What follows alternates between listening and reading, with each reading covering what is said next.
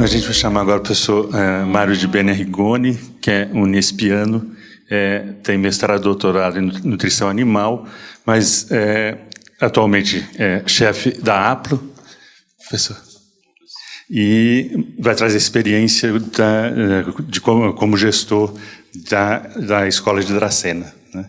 Por favor, professor.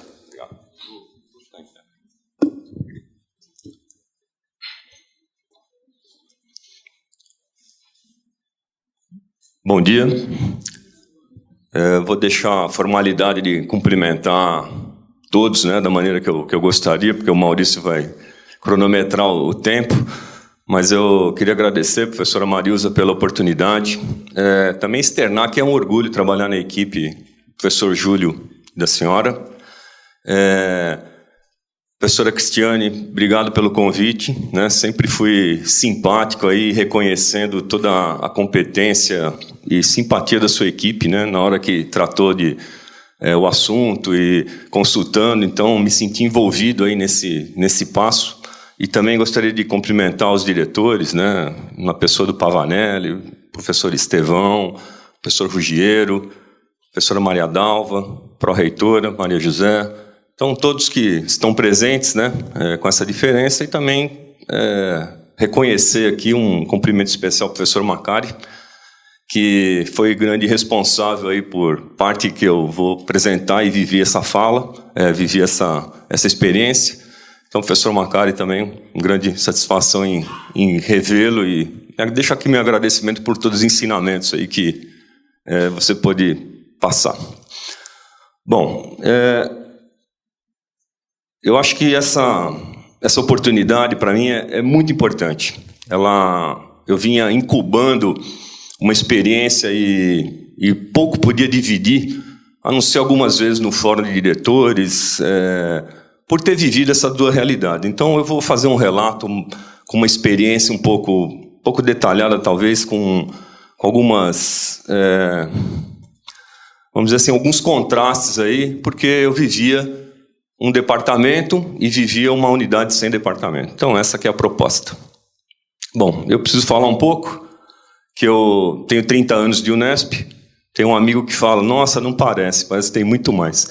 Mas eu fui servidor, né, sou servidor, sou docente do Departamento de Melhoramento e Nutrição da Faculdade de Medicina Veterinária e Zootecnia, fui aluno da Unesp, então vivo a Unesp e amo a Unesp. Fui convidado pelo professor Macari durante 3 anos e meio, como um cargo de confiança, para ser coordenador executivo de um campus experimental de Dracena. E depois peguei gosto, como a gente fala assim, me candidatei e fui eleito por mais 4 anos, no MOD já com escolha. Dividi essa mesma situação com o professor Benez em registro, também vivi essa realidade da FCA com o campus experimental de registro, e o professor Elias também, como coordenador executivo de Tupã e, ao mesmo tempo, professor da FCA. Então, nós 3 vivíamos conversando a respeito desse contraste, campos experimentais, campos consolidados. Muito bem. Eu tinha esse assunto como reflexão contínua. Não posso deixar de falar que nesses 7 anos e meio eu refleti muito sobre isso, por isso que eu estava contido para poder falar, e essa oportunidade é muito importante para mim. Então eu vivia aí na estrada, pensando, e sempre esse tema de departamento e não departamento eu trazia, porque eu saía de um lugar, chegava no outro, prestava contas, chegava no outro, tinha que fazer a gestão, enfim, tinha uma particularidade bem importante. E outra coisa que eu vivenciei com muito orgulho, vou dizer, é que eu participei da articulação, fui articulador, fui responsável pela articulação dos currículos de zootecnia da Unesp. E também me defrontei com a realidade de com e sem departamento. Então eu vou fazer a apresentação mais ou menos nesse universo. Passei por uma chefia, passei por 2 chefias, por 2 mandatos consecutivos, fui chefe desse departamento que hoje que eu trabalho, porém eu tenho que fazer um reconhecimento, e aqui eu preciso ter coragem de falar que fui eleito por conveniência política e não por experiência administrativa. Então, minha primeira experiência como chefe foi porque estava na minha vez de começar a incorporar a GR. E isso é uma confissão, mas o que eu posso fazer? É o jeito que nós temos que enfrentar esse assunto, né? Foi a minha vez de começar. Aí, quando eu achei que eu passei por 2 chefias e que estava já com um pouco de experiência, eu fui tentar me candidatar para a 3ª, mas aí a conveniência política já não me deixou. Então, eu fico nesse conflito entre será que é escolha por competência ou por conveniência? Bom, há mais de 15 anos, apesar de não ter sido mais chefe, eu participo do conselho, porque meu departamento tem 9 docentes. Então, eu sou sempre membro desse conselho de departamento, o que reforçava mais ainda esses 8 anos vivendo essas 2 realidades, ou quase 8 anos. Então, me causou conflitos, inquietação. Eu era gestor de uma unidade sem departamento e, ao mesmo tempo, subordinado ao departamento, com relatórios, com cobranças e com conflitos interpessoais e... Bom, vamos parar por aqui. Opa, desculpa. Aí eu recorri um pouco à literatura para saber se eu estava mesmo nesse universo, né? Se eu existia mesmo com esse conflito, com essa inquietação. E encontrei uma citação de Lobo, né, que foi um ex-reitor da USP, e aí ele pegou um pouco pesado, mas eu acho que agora a gente tem que dar uma chacoalhada mesmo na opinião, né? Ele falava o seguinte, ele está publicado esse trabalho, depois quem quiser a referência: estrutura e funcionamento dos departamentos devem ser postos em questão.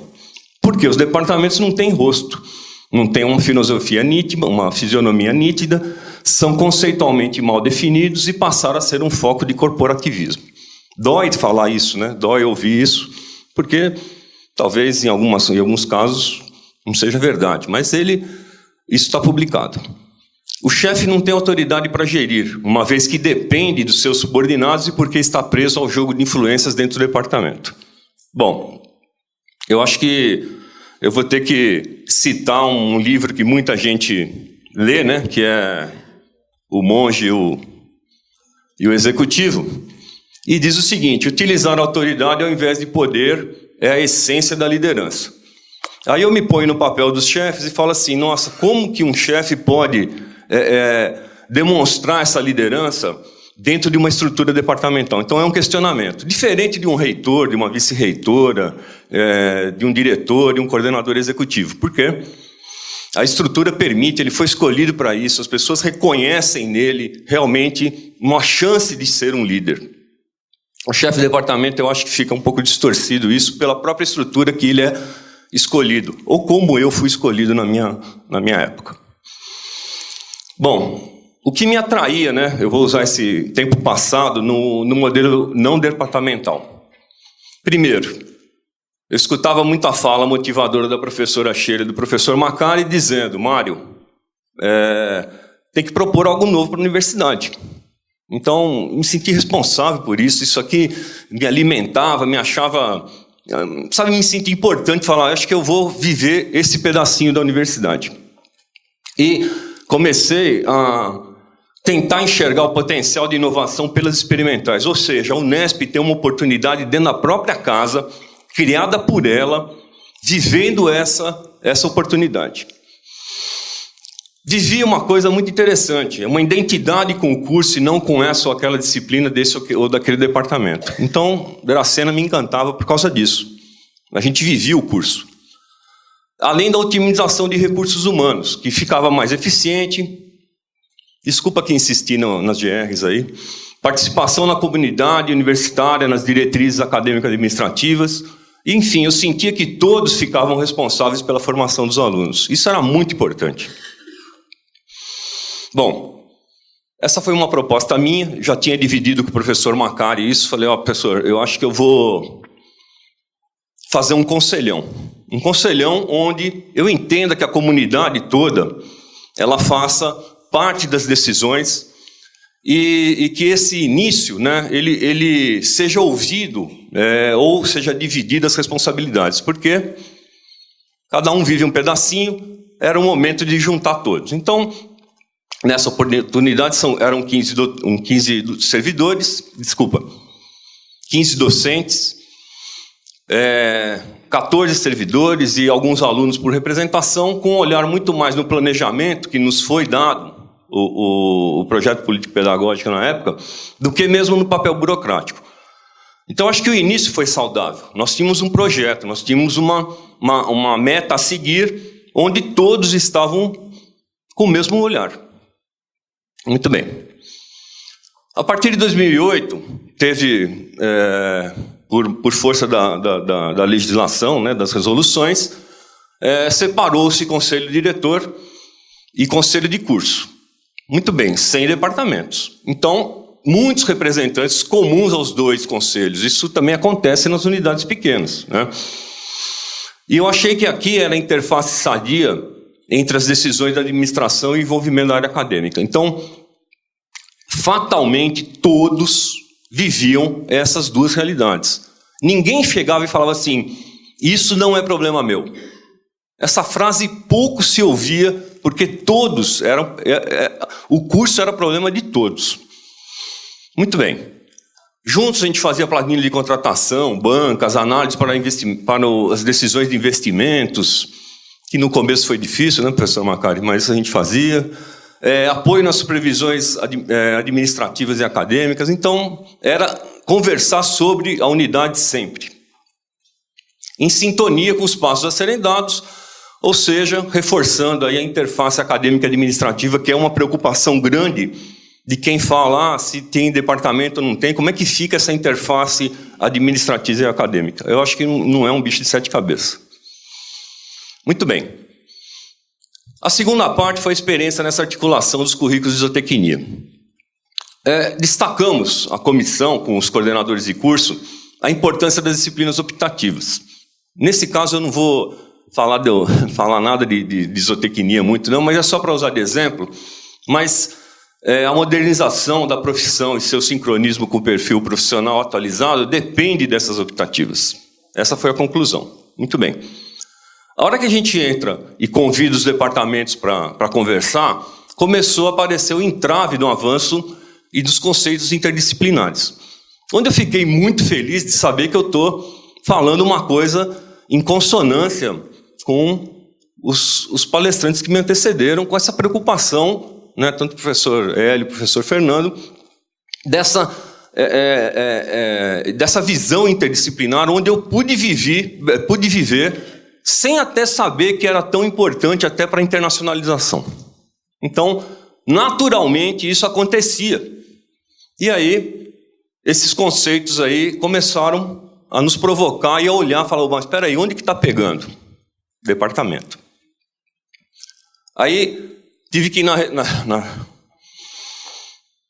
na literatura, onde eu encontro as coisas pesadas, né? Mas o professor Diegues, que é da USP, numa palestra da Unicamp, está publicado esse trabalho também, quem quiser. Os departamentos são cemitérios de interdisciplinaridade, são estruturas mais de poder do que de ciência. Depois, cada um reflete aí o que ele fala, faz a reflexão do que ele quis colocar. Muito bem. Opa, voltou. Voltou? Não. Bom, então a dificuldade para se estabelecer o núcleo básico para a mobilidade também foi outro desafio que a gente teve a hora que encontrou os departamentos pela frente, ou seja, foi proporcional essa dificuldade aos departamentos envolvidos, potencializado pelo número das unidades.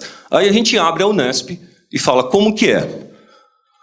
Por exemplo, administrar um curso, Botucatu são 3 unidades e 20 departamentos. Jaboticabal são 12 departamentos, Ilha Solteira são 3 departamentos, e Dracena era curso único. Esse, para mim, é o desafio Unesp. Essa diversidade que é extremamente grande. Professora Zezé, vou citar o IB como exemplo. Ela participa, o IB participa de um campus de vários cursos, então, articular essa reestruturação, nós soubemos quanto que foi impossível de fazer isso. Então, quer dizer, mudar a carga horária, mudar a grade, isso já passou. Agora, para fazer uma reestruturação, tem que ter coragem, os professores têm que pegar e se desprender e falar assim, existe alguém falando o que precisa ser feito nas profissões. Vamos ouvi-los? Não, a decisão é, não vamos ouvi-los, porque isso eu vou ter que preparar uma aula diferente, um curso de zootecnia diferente de uma agronomia, mas eu vou dar a mesma coisa, e assim por diante. Essas são as fontes de dificuldades e também tem que ter coragem de falar. Bom, Dracena não tinha departamentos, aí eu fiz uma reflexão, como estão os índices, né, os indicadores, e aí nós achamos que nossa produção acadêmico-científica, relação candidato-vaga, era igual ou às vezes melhores que algumas unidades consolidadas. Não é arrogante essa declaração, é só uma declaração de constatação. Então, talvez fiquemos mais ágeis e mais eficientes e menos burocráticos aí, sem o departamento. Breve experiência com 2 cursos, já que eu estava falando de um curso só, mas avançamos, tivemos 2 cursos. A semelhança de Sorocaba e Registro, Sorocaba já tinha 2 cursos, Registro criou agora a Engenharia de Pesca. A Dracena, na minha breve experiência, né, porque eu já estava no final de mandato, que terminou em março agora, tem a Zootecnia e Agronomia, são 2 conselhos de curso que, se devidamente providos, né, eram devidamente providos em RH, nos recursos humanos, não sendo necessário chefes nem secretários. E também é uma variável importante, secretários dentro do departamento, vocês sabem o que eu estou falando. No caso de Dracena, conseguimos abrir uma pós-graduação com Ilha Solteira, conceito 4, isso nos dá muito orgulho, porque nós tínhamos certeza que nós tínhamos liberdade de contactar e fazer a interdisciplinaridade dentro da pós-graduação, que é um pouco mais fácil, para poder fazer essa conquista. Apoiado muito pela reitoria, também tenho que deixar claro. E as disciplinas optativas, inovadoras e comuns para as 2 profissões. Ou seja, é mais ou menos o que o professor falou, quer dizer, o agrônomo e o zootecnista, eles sentam junto em muitas disciplinas porque têm de interesse comum e deixamos de falar um pouco de profissão e sim de área. Bom, eu fiz também uma reflexão, e vou citar aqui a cidade sede nossa aqui, né, que era um curso de odontologia, tinha 5 departamentos, hoje é o Instituto de Ciência e Tecnologia, com 2 cursos, 6 departamentos, a engenharia ambiental, o curso é o departamento, é isso, né, professor Barranelli? Então, é uma característica. O mesmo curso de odonto, quer dizer, o mesmo não, né, mas a mesma odontologia em Araçatuba tem 6 departamentos. O mesmo odonto em Araraquara tem 7 departamentos. Quer dizer, eu não vejo a relação curso-número de departamentos. Por quê? Se eu for para veterinária, então, a professora Fernanda, aqui presente, né, como representante aí, nós somos 2 cursos lá, veterinária e zootecnia, são 6 departamentos, só da veterinária são 4, só da zoo são 2. Em Jabuticabal, são 5 cursos, 13 departamentos, só a veterinária são 3. E só a zoo é um departamento só. 3 experimentais com 2 cursos sem departamento e 5 experimentais com um curso sem departamento. Então, professora Marilza, é um desafio muito grande essa diversidade, já que nós estamos constatando. Para não ser dono de verdade nenhuma, mas também ouvir as pessoas que nos visitam, e nós, como experimentais, éramos cobrados muito, e somos ainda cobrados de relatórios, em cima de relatórios, tivemos a visita de uma professora, e o professor Macari sabe que essa professora é renomada, é de respeito, a professora Alice, ela é da Universidade Estadual de Maringá, e ela deixou lá escrito para nós o seguinte: um ponto muito forte na unidade Dracena é a forma de gestão que vem sendo adotada, principalmente no aspecto relacionamento humano, trabalho em equipe e satisfação no trabalho. Gostei muito de ter ouvido isso. A convergência de atitudes da direção, corpo docente, servidores e alunos. E deixa frisado, talvez a estrutura não departamental contribua na estratégia da gestão. Muito bem. A minha preocupação agora, eu vou dar uma visão crítica agora, é o seguinte: essas experimentais, que hoje eu já não faço parte delas, mas sou um torcedor nato por elas estão sendo encaminhadas para que tornem-se estruturas consolidadas ao modo das já nossas consolidadas. E uma vez eu resgatei essa reunião do dia 7/11 de 2012, um ano e pouquinho, onde todos nós sentamos juntos em Sorocaba e fizemos uma proposta de consolidação, que nós precisamos consolidar. Esse nome experimental, ele começa a ficar indigesto na visão dos pais que deixam os filhos prestar, na visão de quem... Ele é meio complicado. Hoje nós precisamos saber disso, né? Estamos tentando já mudar isso. E nós concluímos e deixamos lá que não serão criados departamentos, sendo atribuições delegadas aos conselhos de curso, desde que, né, com uma estrutura administrativa coerente, e essa decisão foi unânime. É um conceito de gestão conjunta, entre coordenação ou diretoria, como quer que ela chame, com os coordenadores de curso. Opa. Muito bem. Estou encerrando. Eu fiz só um levantamento para saber que eu não era dono da verdade e também não tinha um olhar particular. Eu gostaria de ouvir os outros. Então, antes de vir para esse evento, né, eu pedi licença à professora Marisa, eu falei, eu posso exercitar um pouco da opinião pública? E ela me deu uma carta branca. Bom, os 8 coordenadores executivos que participaram, foram feitas 2 perguntas. Nesses 10 anos, quantas vezes discutiu-se a necessidade de instituir departamentos experimentais? 100% dos coordenadores responderam, nenhuma vez. Ou seja, convive-se sem mesmo dar conta se precisa de uma estrutura. Você gostaria de criar departamentos com a chegada no segundo ou mais cursos? 7 responderam que não e 1 coordenador respondeu sim. A universidade está acostumada com esse sistema. Essa é uma resposta que tem que ser respeitada. Ela é a realidade, na verdade, nós nos acostumamos com o sistema, apesar da gente poder falar no corredor, no café, que somos contra, tal, mas na hora que chega, nós somos coniventes e aceitamos. Então, é uma opinião importante. Também fiz esse questionamento para os 24 diretores que gentilmente responderam, aí 83% responderam, 20%. Eu vou usar a porcentagem, claro que o número é pequeno, mas eu precisava trazer essa realidade, professor Mariuso. Eu precisava entender o que é esse assunto dentro dessa visão. Muito bem. Fiz algumas perguntas, mais ou menos, elas não foram ao acaso, tá? Foram perguntas que eu ouvia no fórum, viu, Pavanelli? Eu ouvia alguns questionamentos, então eu peguei, lá no interior a gente fala de orelha, né? Peguei essas perguntas de orelha e também gostaria de saber a opinião pública. E anônima, tá? Deixei anônima. Como seria a sua unidade sem departamentos? Ótimo, bom, ruim, tal, pá. Bom, claro que 5% corresponde a uma resposta, né? 10% 2, né? Em cima de 20 aí que responderam. Bom, mas vamos destacar. Seria bom, uns 35%, e os departamentos são imprescindíveis. Ou seja, existe um conflito aqui entre o que é bom e o que é imprescindível. Muito bem. Segunda pergunta. O senhor conhece alguma instituição de ensino superior com divisão acadêmica administrativa sem departamentos no Brasil ou no exterior? Em caso afirmativo, qual a sua impressão? A, não funciona. Uma resposta. Funciona. Não conhece. Aliás, desculpa. Funciona precariamente. Não conhece. C, funciona bem. D, não funciona bem. Só que é a resposta que teve mais votos em branco, mais posicionamentos em branco. Muito bem. Aqui vamos deixar como uma... né, eu acho que quem está envolvido hoje, depois de ter ouvido os 2 palestrantes, né, sabe que está muito perto da gente os exemplos. Né? Eles estão muito perto da gente. Muito bem. Terceira. O senhor acha que os campos experimentais deverão ser divididos por departamentos para que possam chegar ao status de unidade consolidada? Sim, sem dúvida. Tem que ser dividido. Não. Sim, com dúvidas. Também. C, não, sem dúvidas. D, não, com dúvidas. Então,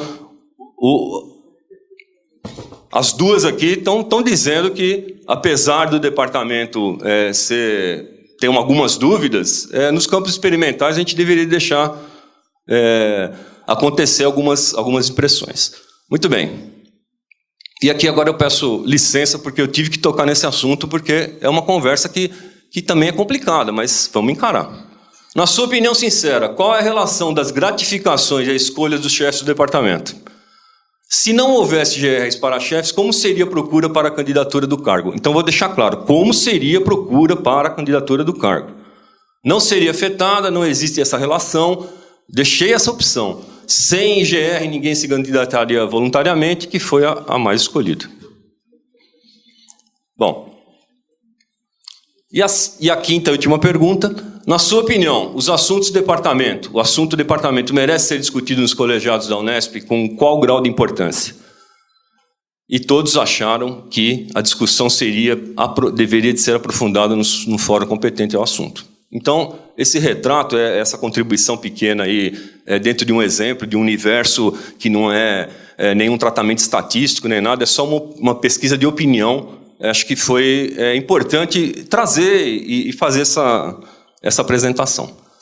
De qualquer forma, eu encerro aqui pelo meu aprendizado, né, que, independente do sistema, tem um princípio, e esse princípio da liderança consciente eu acho que é importante ser aplicado, e tem várias pessoas que escrevem de vários jeitos, né, mas eu gosto muito dessa primeira fala aqui, né, o papel do líder consciente é servir ao propósito da organização para buscar o que há de melhor em seus colaboradores, promovendo transformações positivas e agregando valor para servidores, docentes e alunos. São vários autores que falam isso, e eu vou encerrando essa parte dizendo também que a escola Unesp está incorporada já na minha formação. Então, eu tenho aprendido muito, tenho uma experiência rápida, mas duradoura, e até hoje faço isso com a empresa júnior que eu coordeno. Ela é uma empresa incubadora de líderes, mesmo sem eu ter a formação, mas eu acho que é o Nutrir, né, que é essa empresa júnior, ela já foi reconhecida na empregabilidade por quem passa por ela. Então, o contexto de liderança também tem que ser contagiante, tem que contagiar quem a gente está formando. Então, eu agradeço pela oportunidade. Muito obrigado.